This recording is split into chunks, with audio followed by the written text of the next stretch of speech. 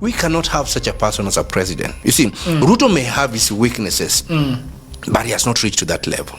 He has not reached the level. He has not reached the level of Matiang'i. Really? No. We will not allow demonstrations within the central business districts of Nairobi, Mombasa, and Kisumu. We need about 5 Matiang'is.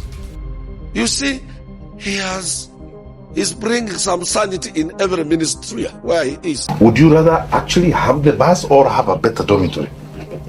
So? Matiang'i is that guy who disobeyed 12 court orders in 1 year. Do you remember Matiang'i is one guy who bundled one Miguna, a son of Kenya, born in Kenya, and you take him to Canada and tell him you are not Kenyan. And that was Matiang'i for you.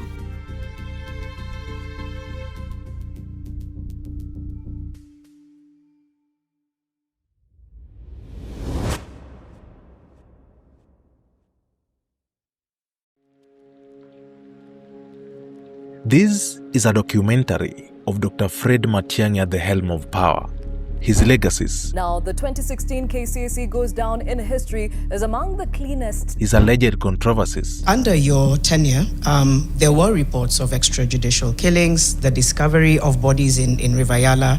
And everything else that passed through his hands when he was the president's immediate right-hand man.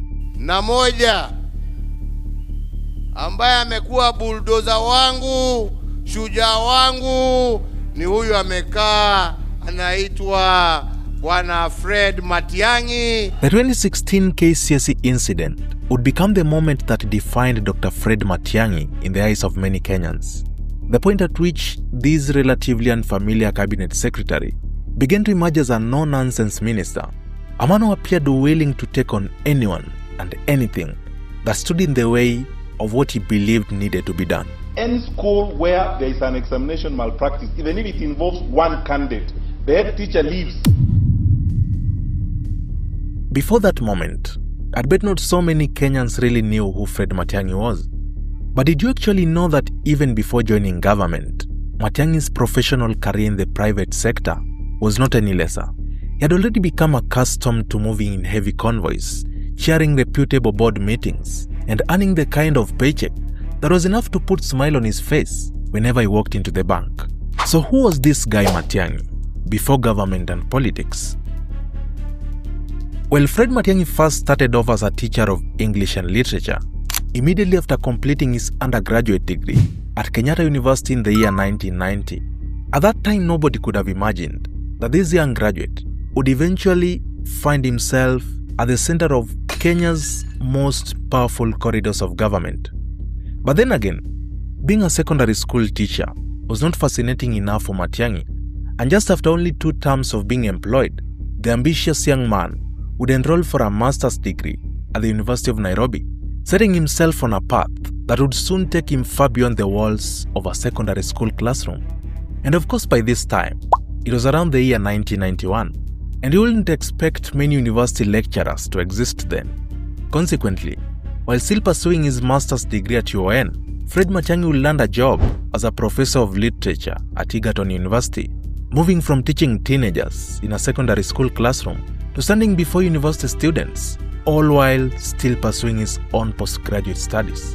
And eventually, by the year 1995, the 26-year-old ambitious young man from Kisii would then enroll for his PhD studies, still at the University of Nairobi, an affair would battle through until the year 1999. So at what point does the sudden switch to politics happen? Stay with me, because after earning the doctor title, Matiang'i would then tutor at the University of Nairobi for another 8 years, before officially exiting the teaching scene, closing a chapter that had begun with a young man standing in front of a classroom and was now about to open the door into an entirely different world.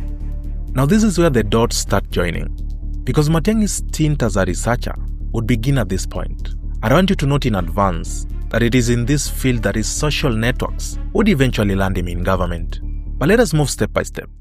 So Dr. Matiang'i first worked at the Institute of Education and Democracy as a researcher in education and media, before later moving to the State University of New York to serve as the Eastern Africa Regional Representative, working under the Center for International Development at the same institution. It was during this period that Matiang'i would have a number of interactions with the office of the Kenyan Prime Minister, bringing him into frequent contact with then Prime Minister Raila Odinga and then Deputy Prime Minister Uhuru Kenyatta. So, and in that time, I was then working directly with him, with the Prime Minister Raila Odinga, Deputy Prime Minister Uhuru Kenyatta, and Deputy Prime Minister Musalia Mudavadi, but more with Uhuru and Raila at that time. And perhaps at the time, these interactions looked like nothing more than part of his work as a researcher.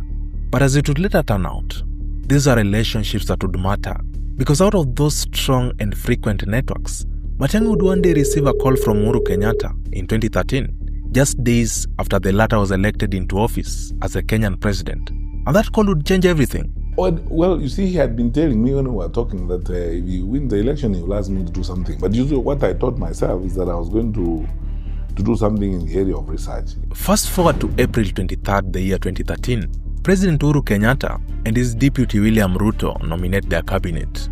And among the new faces that Kenyans would spot was one Dr. Fred Matiang'i, appointed as the Cabinet Secretary for Information, Communications and Technology, otherwise known as ICT. Thank you, first and foremost, for affording me an opportunity to join the dynamic Jubilee team that you two lead, and the opportunity to make a contribution to the development of our country. At this point, his track record was not known to many Kenyans. People simply viewed him as one of those ministers who would come and go. But lo and behold, just 4 months into office, Matiang'i was already making headlines.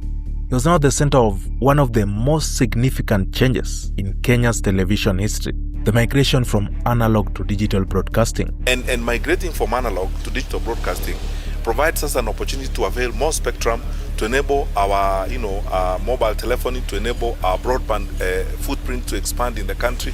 This is why we need to migrate. Well, what initially appeared to be a straightforward technological transition was soon turned into a full-blown revolt. Matiang'i's suggestion was met with resistance for the next 2 years, particularly from media stakeholders who are not ready to embrace the proposed migration. And it is at this point that Fred Matiang'i's true colors would begin showing. He set out to enforce a phased switch-off of media stations that refused to embrace the migration. The timetable for digital migration begins tonight, and we will continue to follow this timetable as stated, and it affects everyone. What followed was an intense legal battle and a standoff with some of the country's most powerful mainstream media owners. Matiang'i found himself face to face with an industry that had for decades held enormous influence, but he held his ground. And by January 2015, the digital migration was no longer just a suggestion. It had become the new reality of Kenyan television, a reality that has remained with us to date. And if this documentary is about looking at Matiang'i's legacies and controversies, then the first ones are right there in the digital migration. I would put it this way: had that analog face-off not happened, maybe we would still be trapped in the bubble of the 4 TV channels we were used to. And honestly, I even doubt I will be documenting this story here today. Anyway, at that exact time that the analog to digital migration was finalizing, the 2014 KCSE results were also being released. This was in February 2015. And with these results came a problem that would disturb the entire nation. Examination malpractice concerns were all over. A number of major schools were implicated, and the entire national evaluation process now looked like a business of examiners selling grades to the highest bidder. The education sector was in a total mess. At this very moment, President Uhuru Kenyatta saw it right to reshuffle his cabinet, with Dr. Fred Matiang'i finding himself in the troubled Ministry of Education. For so many reasons, I was feeling like, asking myself, what does the president want me to do? And the kind of madness going on now in the sector. Little did he know that this next assignment would become the very chapter that would transform his public image forever. The fate of all 2015 KCSE candidates hangs in the balance as a section of members of parliament called for either the reversal of the 5,101 results that were cancelled or a nullification of the entire exam. Matiang'i's advent at the Ministry of Education would be nothing short of baptism by fire, because the first ever KCP and KCSE examinations that he released in the year 2015 were marred with unprecedented levels of irregularities, with actual examination papers making rounds on social media. Yesterday, Citizen TV showed you this question number 22 on page 17, a great question. And as candidates reported to different centers to sit the exam Thursday morning, this is what they found. Question 22 on page 17 being an exact copy of that which we exposed as a leaked question. But not just that, but the entire paper. The cheating was rampant that year. And for Matiang'i, this wasn't simply another problem to be discussed around a cabinet table.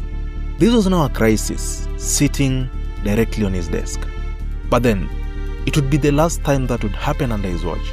I apologize for these irregularities, and I promise you I will do my best. I will give it my all to ensure that we don't go this path again. Because in the year 2016, things were different. And even apart from the examinations, Matiang'i was single-handedly reshaping the education sector, with impromptu visits to schools becoming part of his routine, surprising head teachers who had been reluctant about the state of their schools, auditing files, inspecting the general state of schools, and looking virtually into anything else that concerned him. Where is the Kiswahili teacher? What is his name or her name? Mrs. Mrs. Kasingo. Where is Mrs. Kasingo? She is away today. Yeah. And then came the days running up to the national examinations. If you're in high school around that time, you'd probably agree with me that even teachers themselves were troubled by the sudden changes. A number of social school events were banned in the third term, talk of co-curricular activities and even visiting days, all in a bid to curb the movement of people in and out of schools that could aid the shipping of national examination content. The measures were unpopular. And for those who thought they were nothing more than theatrics, it will dawn on them in December 2016, when Fred Matiang'i decided to release the KCSE results just 1 month after the examinations were completed. Unlike the norm, where results had traditionally been released 2 or 3 months after completion. Kwa mara ya kwanza katika historia ya miaka 27 ya mitihani ya KCSE, matokeo yametolewa katika kipindi cha siku 30 pekee, lakini ni matokeo yaliyowashangaza wengi. The number of students who scored grade A from the year 2015 had dropped by a whopping 94%.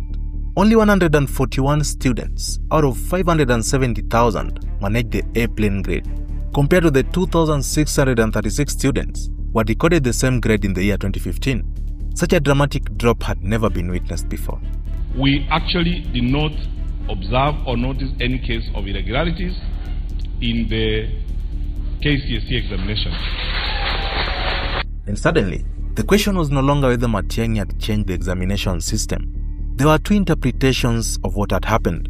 A section of Kenyans lauded Matiang'i for completely curbing the cheating menace, while another section thought he was intentionally failing candidates so that it would appear as though the irregularities had reduced. But whatever side of the debate you stood on, one thing was undeniable.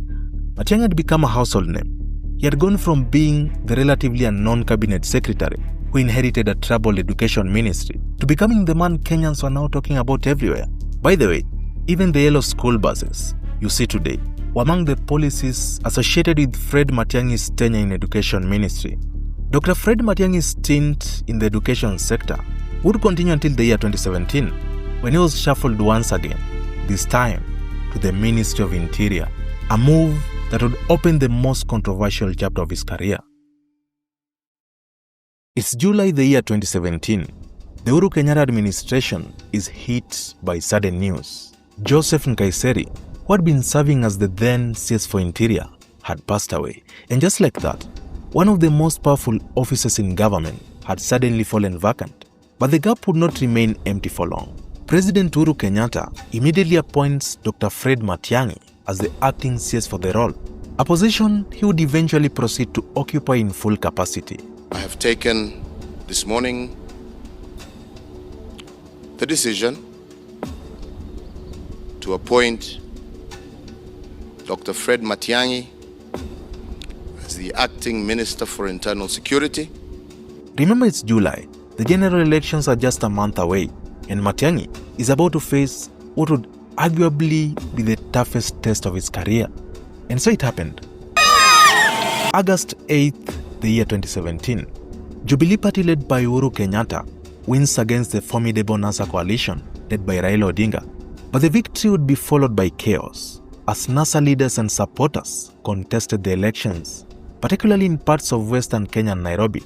And the streets once again became the theater of Kenya's post-election battles. Thank God for the power of social media. By this time, almost anyone with a smartphone could document what was happening on the streets. Videos of police brutality could be recorded, shared, and watched by thousands within minutes, putting a spotlight on what was happening on the ground.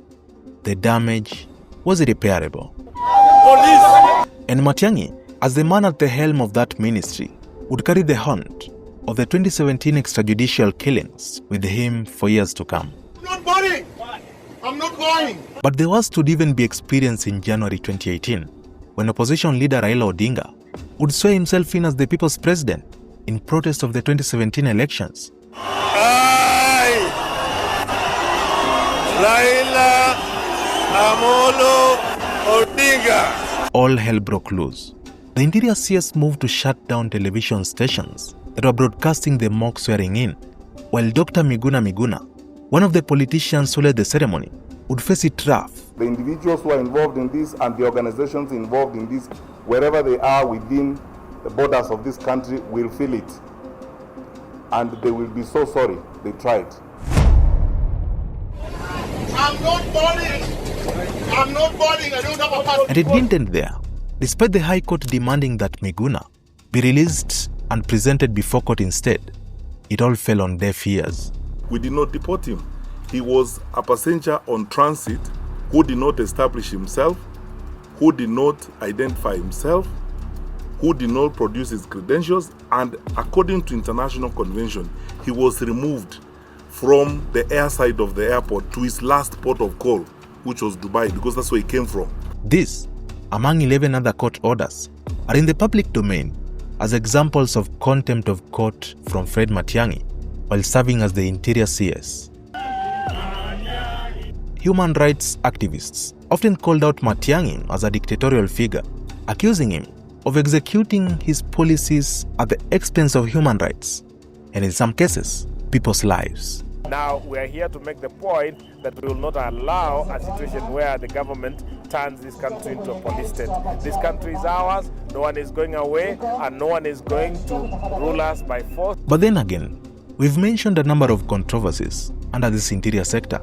Let us now touch on a few of Matiang'i's legacies.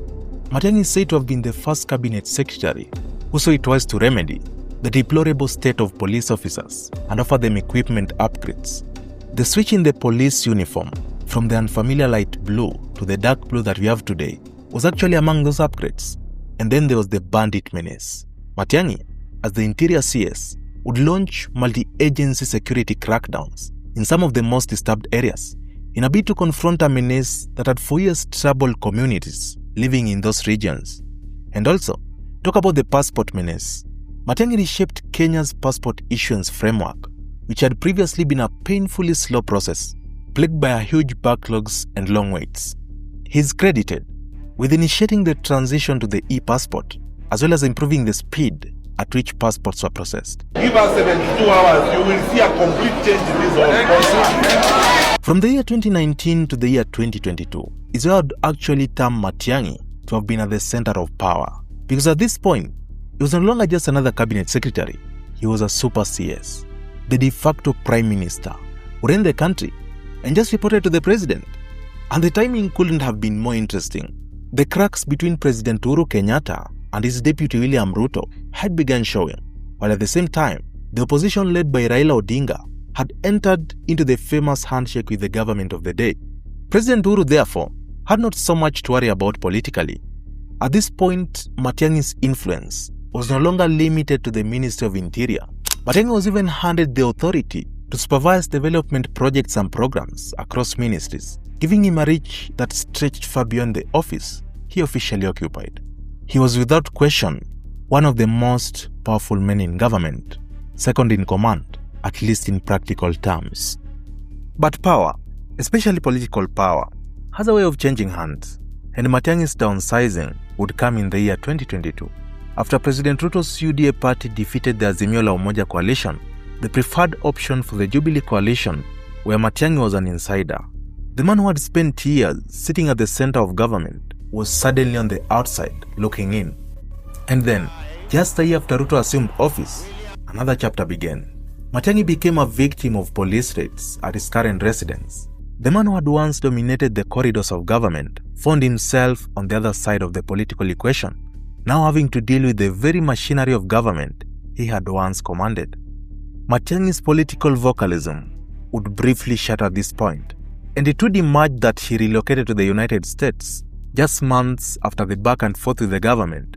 But then came the year 2024, just immediately after the famous Gen Z protests. Something unexpected began happening. Across social media, an overwhelming number of young people began expressing their desire for leadership anchored by Fred Matiang'i. In his 10 years of service as a cabinet secretary, Matiang'i's track record turned out to be one of the best, according to these young people. And perhaps that renewed public interest was enough to convince Dr. Fred Matiang'i that his political story wasn't over yet. He would resign from the World Bank and return to Kenya to engage in national politics.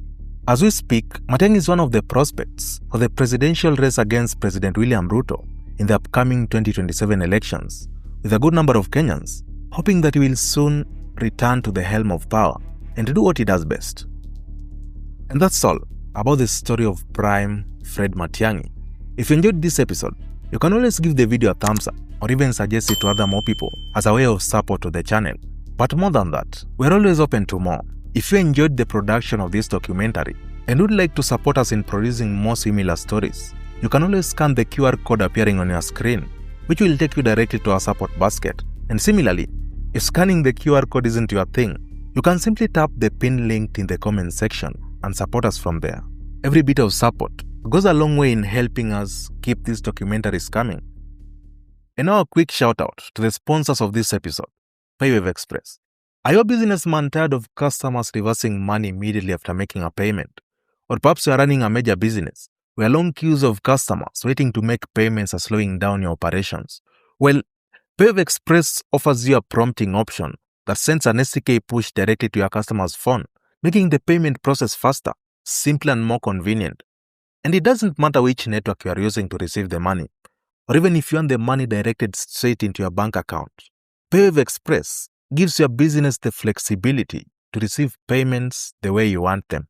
So whether you're serving a handful of customers or dealing with long queues of people waiting to pay, PayWave Express helps you make those transactions smoother and faster. Try PayWave Express today.